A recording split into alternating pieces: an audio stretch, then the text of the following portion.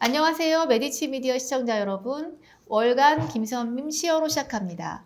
자, 월간 김선민 시어로는요, 오늘 굉장히 독특한 공간에서 합니다. 여기는 국회의원회관 551호입니다. 김선민 의원님의 안방입니다. 안녕하세요. 네, 안녕하십니까? 네. 정말 바쁘시죠? 네, 그래서 재밌습니다. 네. 지금 뭐 국감도 하시랴. 네, 지금 식약처 국감 하다가 점심시간 틈타서. 네. 초선 의원으로서의 김선민 의원님의 의정활동 이야기부터 좀 풀겠습니다. 느낌이 남다르실 것 같아요. 아직도 그 피감기관장들 앉아 계시는 걸 보면 어머, 내 자리가 저기였는데. 그러니까. 그런 생각이 듭니다. 피감 당할 때 국회의원 막 속으로 흉보고 욕했을 것도 같은데. 있었죠. 예, 그 뭐 속으로 욕한다기보다 좀 전 말씀 안 해주셨으면 좋겠는데 이런 생각도 했었고. 내지는 뭐 혹시 무리한 자료 요구? 자료 요구는 저는 뭐 그게 무리하다는 생각은 안 들었는데 좀 억울하다는 생각 들은 적이 많았어요. 네. 열심히 노력해서 성과, 뭐 대표적인 게 성폭력 같은 거였는데 신고를 많이 받고 많이 징계를 했어요. 그건 성과잖아요. 네, 사실 네. 근데 이제 징계가 많아졌다고 왜 그동안 노력 안 했냐고 말씀하시면 보통은 기관장이 이렇게 직접 쫓아오지 않는데 저는 그게 너무 억울해서 직접 와서 막 항변을 했어요. 그랬더니 이해하시겠다고. 자, 이번부터는 이제 공수가 바뀌어서 네. 질문하는 위치가 되셨어요. 네. 오늘은 김선민 의원님이 이번 22대 첫 번째 정기 국정감사에서 어떠한 감사를 하면서 노력하고 계시는지 요거는 국민들이 알아야 한다. 세 네. 가지. 자, 첫 번째 뭐부터 말씀해 주시겠어요? 마음 건강 사업이라는 거를 꼭 말씀을 드리고 마음 싶어요. 건강 사업. 예, 지난 여름에 김건희 씨가 행사에 나오면서 마음 투자 사업을 신경 쓰겠다고 얘기를 했어요. 이제 자살 예방 사업의 일환이었죠. 저는 유심히 챙겨봤어요. 당시 어떤 일이 있었냐면 권익위에서 자살하신 분이 맞아요. 계셨고 굉장히 많은 분들의 죽음의 원인이 되기도 했었는데 그분들이 네. 나와서 자살 예방 사업을 이야기하는 게 참 부적절하다라는 생각이 있어서 한번 최고위원회에서 지적을 했었죠. 그러고 나서 얼마 전에는 마포대교위에서 또 이렇게 대통령인 것처럼 선시하면서 했던 그 사진 나오지 않았습니까? 예. 그 사업에 김건희 씨가 직접 이제 관련이 되어 있는 것처럼 이제 보이는데 그래도 국민들을 위한 정신건강 사업이니까 한번 챙겨봤어요. 네. 어떤 문제가 좀 보이는지요? 우선 그 사업 발표하면서 처음에 심리 상담을 많이 받게 하자는 그런 그쵸, 사업이었어요. 예방 차원에서. 네, 예방 차원이고 영국 같은 데서 그 사업을 이제 추진을 한 적이 있어요. 그런데 제일 걱정이 되는 게 이게 한번 이제 누군가 꽂힌 사업이란 말이에요. 그랬더니 갑자기 올해 연말까지 상담 대상이 되는 국민들을 8만 명을 하고 대통령 임기 내에 100만 명까지 하겠다고 얘기를 했어요. 사업의 목표라는 게 그렇게 결정되는 게 아니잖아요. 그래서 이제 감사를 해봤더니 이게 될 리가 없죠. 6개월 동안 8만 명 채워야 되는데 아직 2만 명 안 됐어요. 근데 사람이 되고 안 되고의 문제가 아니라 너무 부적절한 사업 접근 대상을. 방법이에요. 2살짜리가 상담을 받고 있대요. 22년도에. 2살이 22년생. 무슨 상담을 하나요? 그러니까요. 그러니까 영국에서는 이런 소아 대상으로 하는 것은 상담이 아니라 놀이치료, 그쵸. 심리치료 이런 거를 해야 되는데 얘는 상담을 받고 있는 거예요. 그리고 이제 자살 예방을 하기 위한 사업이라고 하는데 네. 그럼 자살이 많은 연령층에 초점을 맞춰야 될 거 아니에요. 사람 자체가 맞았는지 안 맞았는지 잘 모르겠어요. 그런데 저희는 최소한 연령대라도 한번 만나봤더니 자살 사망자는 사실 75%가 40대 이상인데 이 사업에는 40대 이상은 31%밖에 안 되는 거예요. 사실은 우리나라의 자살의 문제는 5세 이상에서 노인 자살이 급격하게 많기 때문에 물론 심리치료의 문제도 있지만 그 이전에 사회 경제적인 문제들 그렇죠. 이런 것들이 삶이 정말 되는 거죠. 고달프니까 네. 그런 걸 택하시는 거죠. 그거는 뭐 모든 국민들이 다 알고 계실 거고 그다음에 이제 상담을 할 때 그 상담하는 인력이라도 자격을 갖춰주면 좋겠는데 이분들이 그냥 국가 자격, 민간 자격 있는 분들이 상담기관을 개설할 수 있고 문제는 이분들이 15시간 교육만 받으면 되는 거예요. 그리고 심지어 온라인 교육으로. 15시간 중에 2시간은 이 상담에 대한 내용을 교육하는 게 아니라 전자바우처 결제를 위한 기술 교육이에요. 그러다 보면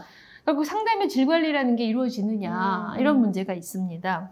그리고 이제 제일 현장에서의 불만은 뭐냐면 지금 마음건강 이 사업 이전에 정신건강 사업이 아예 있었어요, 예, 우리나라에. 예, 예. 그래서 정신건강 전문 요원들이 배치가 되어 있어요, 이미. 이분들은 항상 지역사회에 있는 많은 보건, 복지 인력들이 처우가 굉장히 열악했어요. 처우도 열악하고 근로조건도 열악하고 근무 시간도 많고, 이 정신건강 사업에 대해서는 처우 개선을 하지 않고 이 새로 하는 이 마음건강 사업에서는 이 처우를 굉장히 좋게, 상대적으로 좋게 만들어 놓으니까 기존에 있던 정신건강 전문 요원들이 이쪽으로 다 나오는 거예요. 그러면서 이쪽 시스템에 있던 분들은 굉장히 어렵게 분투하고 있던 분들이 너무나 자괴감을 느끼고 있는 거예요. 정신건강이라는 것은 물론 상담도 중요하지만 상담, 약물, 환경, 예. 가족 이런 게 모두가 다 같이 이루어져야 되고 지자체에서도 같이 협업을 해야 되는데 그 시스템은 고사를 시키고 이쪽으로만 되니까 이게 심각하게 걱정이 되는 거죠. 정책 자체는 되게 좋은 거예요. 한국 국민은 솔직히 OECD 네. 국가 중에서도 불행하다는 행복 지수가 굉장히 낮고, 그다음에 자살 지수도 엄청 높은 걸로 저희가 알고 있잖아요. 왜 낮을까요?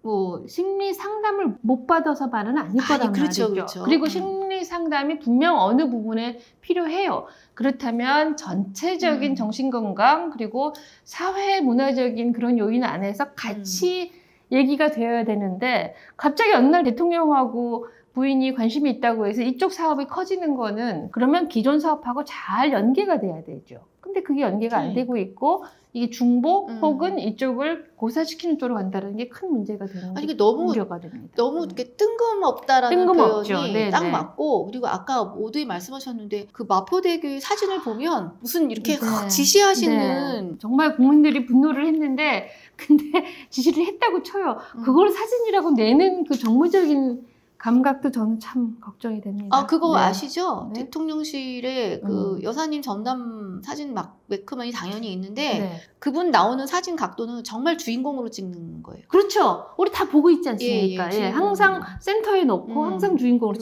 대통령보다 더 주인공이죠. 그건 맞는 거예요? V0? 한동훈 국민의힘 대표가 네. 사실 작년에도 기억이 나. 선거 앞두면 이제 막 급하니까 네. 아무 말 던지잖아요. 이분 이름이 여사님 대외 활동 자제하라고. 뭐 오죽했으면 그랬겠습니까? 네.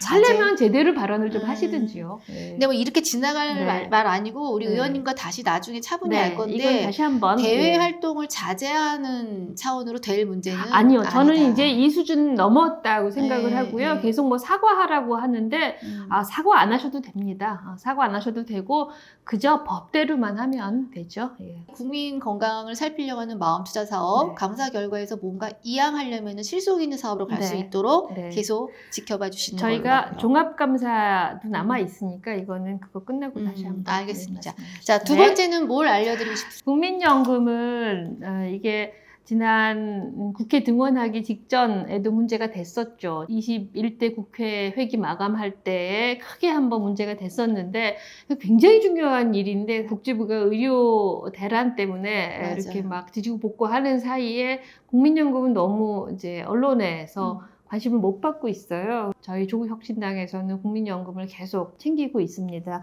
그러는 사이에 국민연금 개혁안, 정부의 개혁안이 대충 아웃라인이 나왔습니다. 예. 문제가 여러 가지가 있습니다. 우선 첫 번째는 모수개혁이라고 하죠. 보험료하고 급여를 어떻게 할 것이냐에 대한 이야기이고, 지난 21대 회기 말에 나왔던 거는 보험료율도 높이지만 나중에 소득 보장도 높이자는 것이 국민연금 특위에서 공론화위원회에서 이제 국민들의 선택이었습니다. 예. 그런데 거기에 대해서 이렇게 대통령이 이거 만들자 해놓고서는 자기 생각과 다른 의견이 나오니까 탁 차버렸죠.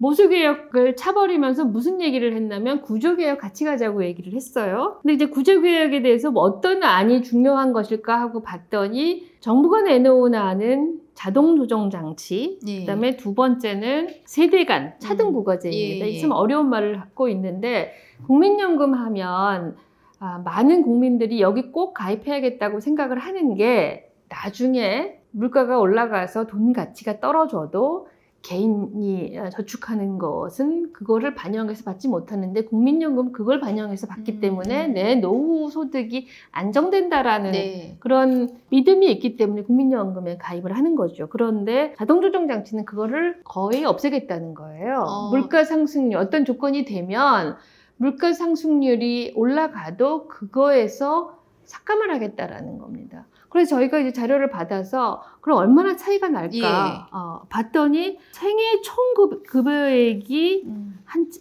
뭐 사람마다 다르지만 100만 원 수급하는 사람이 월 100만 원 받는 월 사람 100만 원 받을 사람이 15년간 받는 경우에 약 7천만 원 정도를 덜 받게 되는 거예요. 연도마다 달라지긴 하지만 가뜩이나 지금 국민연금이 마음에 안 드는 게 노후의 소득이 충분히 보장되지 않아서 국민들이 이걸 믿지를 못하는 건데 이 부분에 대해서는 받아들일 수가 없게 되는 거죠. 그거를 그냥 슬쩍 들어왔죠. 네네. 그다음에 또 하나의 문제는 세대 간 사전 부과예요. 나이가 많은 사람들은 보험료를 좀 더 내고 나이가 적은 사람들은 보험료를 좀 덜 내게 하자. 이게 이제 이야기인데 결국은 세대 간 갈라치기인데다가 39세인 사람이 40세인 사람보다 덜 내야 되는데 정부가 발표한 게 너무 성의가 없이 39세 된 사람이 40세 된 사람보다 더 내는 쪽으로 설계가 된 거예요. 이렇게 가다가 중간에 역전이 되는 거를 저희가 발견을 했어요. 나중에 이제 복지부 장관은 그거를 발견을 했다, 고맙다라고 얘기를 하면서 뭐 특례조항을 만들겠다라고 얘기를 했습니다. 근데 이제 이 정책을 설계할 때 어떻게 그렇게 성의 없이 근데 이게 확정된 거예요? 아니요. 그건 국회 통과해야 되기 때문에 예. 근데 대충 해서 이렇게 그 특례를 만들 게 아니라 그 설계를 다시 해야죠. 예, 다시 해야죠. 어떻게 지금 대안을 만들고 그래서 계세요? 저희는 국민연금은 어차피 이렇게 중요한 사안들은 보험료율도 그렇고 모두 법 개정 사안이에요. 국회를 통과해야 돼요. 그래서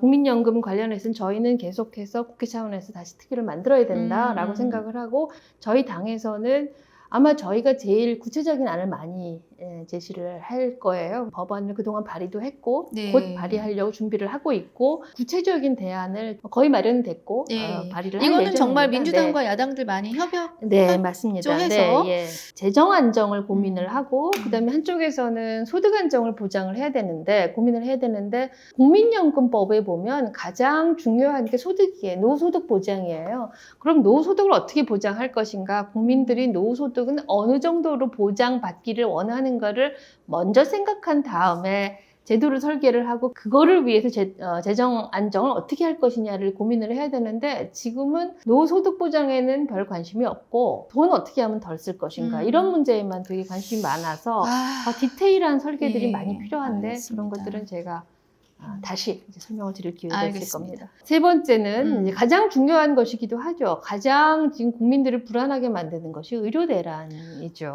이제 진짜 걱정돼요. 지금 이제 계속 이야기한 거는 도대체 2,000명이라는 그 증원의 수를 누가 결정을 했을까? 그리고 왜 이거를 이렇게 고집스럽게 밀어붙일까? 지난 22대 국회 이후에 계속해서 장관은 본인이 결정을 했다. 그리고 용산의 결정은 아니다. 거의 농담이길 바라지만 무슨 천공 때문이냐 하는 질의가 나왔을 때도 절대 아니고 내가 결정했다라고 얘기를 했어요. 근데 그 2,000명을 고집하는 바람에 지금 이렇게 8개월째 난리가 나지 않았습니까? 그럼 장관이 결정했으면 당신 책임지고 사퇴해야 되는 거 아니냐. 이번 이제 이게 가장 주안점이었어요. 그런데 내가 결정을 했는데 사퇴는 안 하겠다. 이게 앞뒤가 안 맞는 거죠. 계속 정부는 문제 없다고 얘기를 했어요. 응급실 문제 없다. 응급의료 문제 없다라고 얘기를 했는데 사회적 재난에 준해서 대처를 하고 있어요. 앞뒤가 안 맞고 있죠. 추석 이후에 이제 받아본 자료인데 9월 2일부터 24일까지 의사 실기시험을 봤어요. 내년 이제 배출될 의사들이 내년에는 필기시험을 보고 그에 앞서서 실기시험은 오래 걸리니까 9월 달에 나눠서 보고 있습니다. 그거 안 보면 아예 의사가 안 되는 거죠. 그런데 10%. 작년에는 3,212명이 시험을 받고 올해는 347명 응시를 해서 당장 내년에 의사 늘린다며요. 그러니까요. 예. 정원 확대를 하겠다고 무리하게 얘기를 했다가 당장 내년에는 의사가 줄어드는 이제 거예요. 의사가 줄어드는 거예요. 올해는 전공의들 나가서 줄었죠. 내년에는 배출되는 신규 의사 자체가 없는 거예요. 이거 어떻게 할 거냐고요. 어떻게 한대요? 잘 열심히 노력해서 잘 설득해서 똑같은 말만 계속 반복하고 있어요. 네. 그러니까 지금 이게 너무나 웃긴 거예요. 네. 의사가 부족해서 네. 의사를 늘려야 되니 네. 의대 정원을 늘려. 네. 여기서 시작을 했는데 의대 네. 정원은 아무든 근거 없이 2,000명을 한꺼번에 늘린다고 늘렸어요. 해놓고 네. 당장 의사는 네. 줄어. 현재 있는 의사가 사라져. 그동안은 이제 의사를 이제 증인이나 혹은 참고인으로 모실 때는 의사 정원을 확대하는 걸 주로 반대하는 의사들을 많이 모셨었어요. 당연히 반대하겠죠. 그런데 이번에 제가 모신 증인은 아니에요. 참고인은 의사를 늘려야 된다고 생각을 하시는 분이에요. 저처럼. 네. 그런데 그분이 나와서 말씀을 하시는데 이건 말도 안 된다. 이런 그분의 주옥 같은 말씀을 한번 들어보시기를 권합니다. 우선 관심이 지역의료나 필수의료를 확충하기 위한데 전혀 관심이 없고 정치적으로 결정된 사안이고 그 결정된 사안을 밀어붙이는 과정에서 그저 의사들을 진압하는 이 과정에서 문제가 생긴 거다. 망했다. 이렇게 표현을 해요. 망했다. 예. 내년에 배출되는 의사 숫자 자체가 줄어들면 그렇죠. 어쨌든 또 이 의사들 남은 의사들을 예. 다 이 서울 수도권으로 네. 집중될 수밖에 없을 네. 거예요. 설사 늘어난다. 몇 년 뒤가 돼서 늘어난다 하더라도 이 의사들이 과연 지역과 필수 의료에 갈 것이냐? 이거는 장담하지 아니죠. 못하겠죠. 그럼 예. 원래도 의료개혁 목표 자체도 또 완전히 다른 거죠. 다른 목표가 거기에 있었던 게 아닌 게 점점 드러나는 거예요. 자, 근데 어쨌든 또 내 수능은 네. 이제 출발을 했고 네. 지원자는 엄청나게 듣고 늘어났죠. 내년에 예, 예. 일단 2,000명이 늘어나는 건가요? 1,500명. 1,500명? 예, 내년에 그 개정. 네. 학생들은 어디서 무슨 교육을 그러니까요. 받으려나? 네. 그게 걱정이죠. 음. 올해 이제 7,500명이 한꺼번에 교육을 받아야 할 상황인데 용산에서는 거기까지 걱정 못하고 있는 것 같아요. 당장 다른 문제 걱정하느라고 이런 다른 문제 문제? 걱정을 못하는 것 같아요. 뭐 국감사안이 정말 네. 제가 받은 자료만 15개가 넘었는데 네. 엄청나게 많죠. 네, 네. 우리 의원님께서 주목하신 나머지 기타 사안은 어떤 게 있는지 잠깐 맛보기. 그러는 사이에 진짜 이 정부가 약자 복지를 추구한다고 했는데 정말 목소리를 못 내는 빈곤층에 대한 복지는 점점 더 어려워지는 것 같아요. 대표적인 게 의료급여라고 있습니다. 전 국민 일정 소득 이상이 되면 건강보험료를 내고 건강보험 혜택 안에서 의료 이용을 할 수 있지만 저소득층에게는 의료급여, 기초생활보장 수급자에게는 의료급여를 보장을 하죠. 예, 예. 이분들은 진료비를 내는 규칙이 좀 달랐어요. 예, 예. 이분들은 의료비 나오는 만큼 자기가 이렇게 돈을 낼 수가 없기 때문에 딱 정액제로 묶어넣어서 얼마 이상은 네. 돈을 내지 않도록 그렇게 해놨었어요. 그러다가 이거를 최근에 중앙기초생활보장심의위원회에서 이거를 바꿔버렸어요. 정률제로 내게 하겠다고. 그러니까 비용 나오는 만큼 자기 본인 부담금을 내야 하는 거예요. 근데 이게 수십 년 된 이야기인데 이렇게 해서는 안 된다고 전문가나 시민사회단체가 열심히 얘기를 해서 이걸 막아왔던 건데 법도 안 바꾸고 그냥 회의에서 그냥 결정을 해버렸어요. 저희가 결산해서 가능해요? 현재 규정에서 가능합니다. 근데 그건 엄청난 사회적 논의를 거쳐야 하는 문제이기 때문에 결산 소위하면서 알았어요. 그래서 이제 지정을 했어요. 국감이 끝나더라도 이 문제는 계속 챙겨야 되는데 근데 이게 약자 복지에 대한 기치를 내걸었던 정권이 정말 이렇게 할 수 있는 건지 진짜 약자 복지를 저는 네, 믿지 않았기 때문에 네. 그러나 그래서, 그럼에도 불구하고 네. 너무하네요. 진짜 너무해요. 너무하네요. 네. 자, 지금 국감 일정이 어떻지요? 지난 7일, 8일 날 예. 보건복지부 국정감사를 했고 오늘 10일 식약처 국감이 있고 다음 주 16일 날 건강보험공단 심사평가원이 있습니다. 심평원. 그리고 17, 18일에도 계속 있고요. 그 다음 주에 계속. 네, 3주까지 종합까지 심평 감사하는 참 마음이 네. 꼼꼼하게 잘 살펴보셔요. 네, 그래야죠. 네, 네. 알겠습니다. 네. 자, 국정감사 사실 이 정도면 맛보기밖에 안 돼요. 네. 엄청나게 많은 걸 하고 계시는데 네. 나중에 끝나고 나서 차분하게 하나하나 어떠한 차분하게. 감사 결과를 가지고 네. 개선 방향으로 가는지 다시 듣기로 하고요. 네. 시청자 여러분 감사합니다. 다음 11월에 김선민에서 뵙겠습니다. 감사합니다.